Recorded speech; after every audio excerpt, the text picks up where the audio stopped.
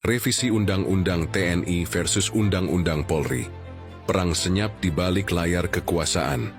Kita pikir revisi Undang-Undang TNI itu ancaman. Tapi gimana kalau justru revisi Undang-Undang Polri yang jadi senjata mafia di tengah ribut-ribut? Revisi Undang-Undang TNI. Ada sesuatu yang jauh lebih berbahaya sedang terjadi. Sebuah revisi undang-undang yang bisa mengubah keseimbangan kekuasaan di negeri ini. Dan kita, rakyat biasa, sedang dikelabui. Revisi Undang-Undang TNI disahkan dengan dalih memperkuat peran militer dalam menghadapi ancaman nasional.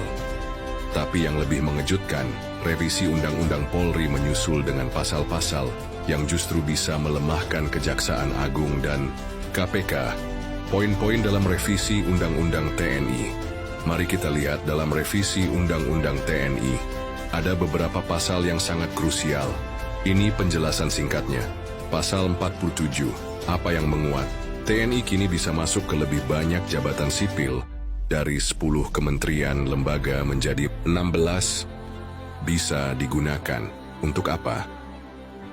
TNI bakal bisa diperbantukan untuk memberantas kejahatan luar biasa, memperkuat kontrol negara atas sektor strategis seperti keamanan siber, pangan, dan energi, mengurangi pengaruh mafia di dalam birokrasi yang seringkali bermain di kementerian strategis, termasuk korupsi, mafia tanah, mafia tambang, dan kartel bisnis ilegal. Pasal 7, apa yang menguat?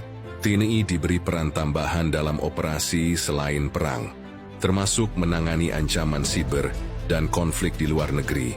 Bisa digunakan untuk apa?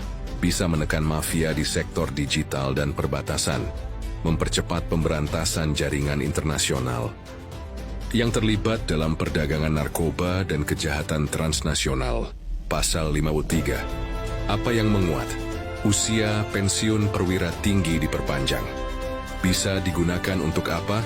Mengurangi intervensi mafia dalam promosi jabatan, karena stabilitas kepemimpinan TNI lebih lama. Memastikan jenderal dengan rekam jejak baik tetap berada dalam sistem lebih lama untuk mengawasi upaya pemberantasan korupsi. Intinya, TNI bakal jadi senjata baru untuk membasmi kejahatan kelas kakap yang selama ini sulit tersentuh hukum. Poin-poin dalam revisi Undang-Undang Polri. Dan inilah yang tidak banyak dibahas. Revisi UU Polri bisa menggeser keseimbangan hukum dan memperbesar dominasi kepolisian. Pasal 16 ayat 1, terkait penyadapan. Apa yang melemah? Penyadapan bisa dilakukan tanpa izin pengadilan. Keuntungan bagi mafia. Penyadapan bisa digunakan untuk menekan lawan politik, bukan hanya untuk pemberantasan kejahatan.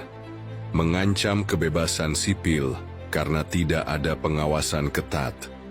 Pasal 16A, terkait data intelijen. Apa yang melemah? Melemahkan independensi BIN dan BSSN. Keuntungan bagi mafia, dapat mengakses data intelijen negara dengan mudah. Pasal 47, terkait kerjasama Polri dengan lembaga lain. Apa yang melemah? Melemahkan independensi KPK dan Kejaksaan Agung dalam menyelidiki kasus tertentu.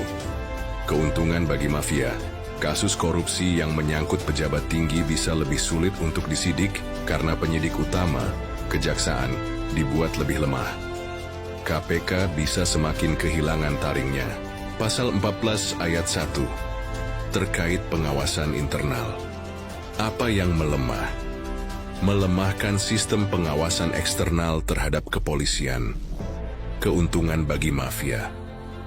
Polisi bisa semakin sulit dikontrol oleh lembaga lain. Penyalahgunaan kekuasaan lebih mungkin terjadi tanpa adanya pengawasan yang kuat dari luar. Bahaya jika RUU Polri lolos tanpa perubahan. Kalau RUU Polri ini disahkan tanpa perbaikan, apa yang bakal terjadi? 1. Polisi bisa makin sulit dikontrol. 2. Penyalahgunaan kekuasaan lebih mungkin terjadi tanpa adanya pengawasan yang kuat dari luar. 3. Kasus-kasus besar bisa makin sulit diusut. 4. TNI bisa dikekang dalam membasmi mafia. 5. Kebocoran data intelijen negara. Revisi Undang-Undang TNI memberi kekuatan untuk menindak mafia dan korupsi.